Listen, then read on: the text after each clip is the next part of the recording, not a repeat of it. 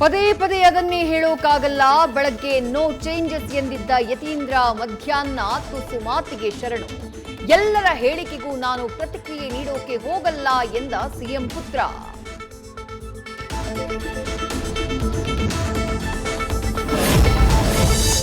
ಯತೀಂದ್ರಗೆ notice ನೀಡಿ ಅಂತ ಹೇಳೋಕೆ ನಾನ್ಯಾರು? ಮಾಧ್ಯಮದವರ ಪ್ರಶ್ನೆಗೆ ಸತೀಶ್ ಜಾರಕಿಹೊಳಿ ಮರು ಪ್ರಶ್ನೆ. ನಮ್ಮದು ಶಿಸ್ತಿನ ಪಕ್ಷ, ಇಲ್ಲಿ ಹೈಕಮಾಂಡ್ ಹೇಳಿದ್ದೇ ಅಂತಿಮ ಅಂತಾನೂ ಉತ್ತರ.